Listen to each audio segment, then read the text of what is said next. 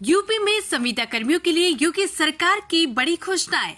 न्यूनतम मानदेय 16 से 18,000। उत्तर प्रदेश की योगी सरकार ने यूपी के संविदा कर्मियों के लिए बड़ी घोषणा की है। संविदा कर्मचारियों को न्यूनतम मानदेय 16,000 से 18,000 तक मिलेगा। ऐसे संविदा कर्मियों की भर्ती के लिए योगी सरकार आउटसोर्सिंग निगम बनाने जा रही है। मुख्यमंत्री योगी आदित्यनाथ ने गुरुवार को संविदा कर्मियों के हितों में बड़ी घोषणा करते हुए कहा है कि उन्हें न्यूनतम 16,000 से 18,000 रुपए हर माह मानदेय दिया जाएगा। उनकी भर्ती अब सीधे एजेंसियों के माध्यम से न कर निगम के माध्यम से की जाएगी। राज्य सरकार इसके लिए आउटसोर्सिंग भर्ती निगम बनाने जा रही है। उन्होंने इसके साथ दूसरी बड़ी घोषणा करते हुए ये भी कहा है कि प्रदेश में संविदा पर रखे गए कर्मियों को 5 लाख रुपए तक का मुफ्त इलाज दिया जाएगा। इसके लिए ऐसे कर्मियों का मुख्यमंत्री जन आरोग्य आयुष्मान कार्ड बनवाया जाएगा।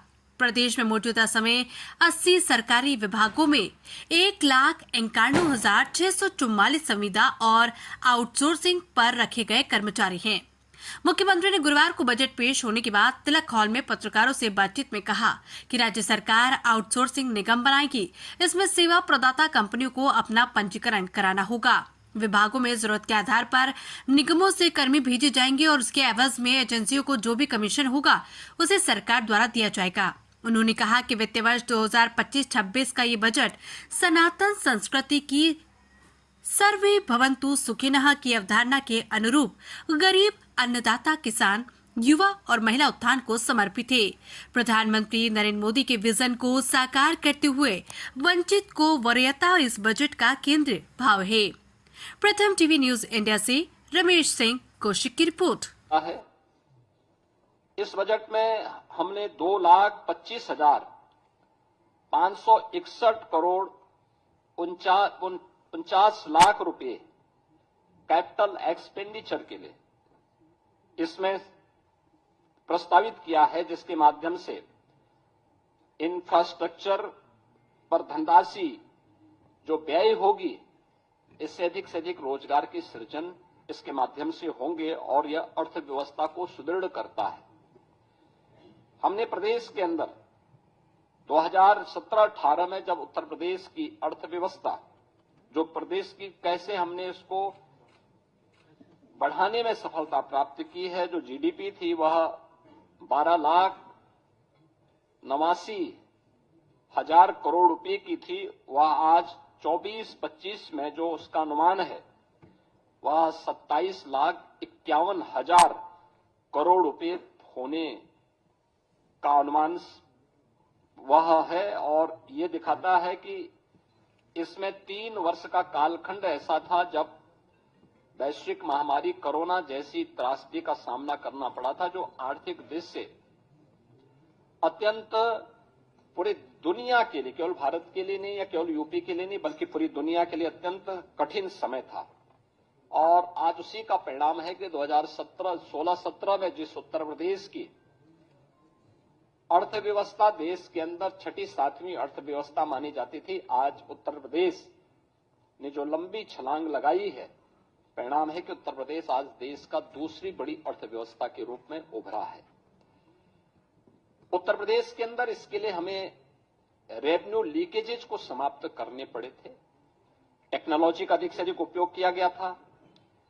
हमें प्रदेश के अंदर राजस्व प्राप्ति के अपने नए साधन उपलब्ध करवाने पड़े थे। और मुझे बताते हुए प्रसन्नता है कि आज उत्तर प्रदेश ने जो कदम उठाए हैं 22-23 हो, 23-24 हो या 24-25 के दौरान देश के सभी राज्यों में उत्तर प्रदेश का अपना एक महत्वपूर्ण स्थान रहा है। और हम लोगों ने अपने राजस्व प्राप्ति करने के लिए जो कदम बढ़ाए हैं वह अत्यंत सराहनीय माने गए हैं पूरे देश के अंदर, और वित्तीय क्षेत्र के जानकारों ने उसकी सराहना भी की है। मुझे बताते हुए प्रसन्नता है कि आज का जो बजट प्रस्तुत किया गया है, यह बजट जो कुल राजकोषीय घाटा है वह सकल राज्य घरेलू उत्पाद का, यानी जो FRBM की जो लिमिट है रिजर्व बैंक ने घोषित की है 3% के अंदर, वह 2.97% है। और यह एक वित्तीय प्रबंधन की दृष्टि से एक बेहतरीन कदम माना जा सकता है। राज्य सरकार का बहुत व्यवस्थित वित्तीय प्रबंधन इसको मान सकते हैं। राजकोषीय अनुशासन का भी एक उत्कृष्ट उदाहरण ये अपने आप में है। मुझे ये बताते हुए प्रसन्नता है कि जो नीति आयोग के द्वारा राज्यों की राजकोषीय स्थिति के संबंध में जो उनकी रिपोर्ट आई है, उस रिपोर्ट के अनुसार भी उत्तर प्रदेश को फ्रंट रनर यानी अग्रणी राज्य के रूप श्रेणी में रखा गया है। ये पहली बार आया है। 2018-19 से 2022-23 की अवधि में जो प्रदेश का जो फिस्कल हेल्थ इंडेक्स है वह 8.9 अंकों में इसमें बढ़ोतरी हुई है। व्यय की गुणवत्ता में सुधार हुआ है। 18 में 13वीं अवधि में पूंजीगत जो व्यय था वह 8.8% से 19.3% के मध्य रहा है और इस अवधि में यह अनुपात देश के प्रमुख राज्यों में औसत अनुपात से जो एवरेज रेशियो था उससे अधिक यूपी का रहा है। प्रदेश ने इस दौरान बेरोजगारी की दर को कम करने में सफलता प्राप्त की है और अत्यधिक रोजगार के सृजन करने में भी प्रदेश ने सफलता प्राप्त की है। उत्तर प्रदेश ने इस दौरान जो कदम बढ़ाए हैं, खासतौर पर अपने परंपरागत उत्पाद के लिए एमएसएमई सेक्टर पर वन डिस्ट्रिक्ट वन प्रोडक्ट ने पूरे देश के अंदर अपनी एक पहचान बनाई है। लगातार प्रयासों से प्रदेश ने पिछले 8 वर्षों में 45 लाख करोड़ रुपए के निवेश प्रस्ताव प्राप्त किए हैं, जिनमें से अब तक हम लोग 15 लाख करोड़ रुपए से अधिक के निवेश प्रस्ताव को जमीनी धरातल पर उतारने में हमें सफलता प्राप्त हुई है और इसके माध्यम से हमने 60 लाख से अधिक उत्तर प्रदेश के युवाओं को सीधे नौकरी प्रदान करने में भी सफलता प्राप्त की है। हमने बजट में इस बार के बजट में 28,478 करोड़ और 31 लाख रुपए नई मदों के लिए हमने प्रावधानित किया है, जिसमें अवस्थापना विकास के लिए 1,79,131 करोड़ 4 लाख रुपए प्रस्तावित किया है, जो कुल बजट का 22% है। इसमें ऊर्जा क्षेत्र के लिए, सिंचाई के लिए, भारी और मध्यम उद्योग के लिए, नगर विकास के लिए, आवास एवं शहरी नियोजन के लिए और नागरिक उड्डयन के लिए यानी एयर कनेक्टिविटी को और बेहतर बनाने के लिए यह कदम बढ़ाए गए हैं।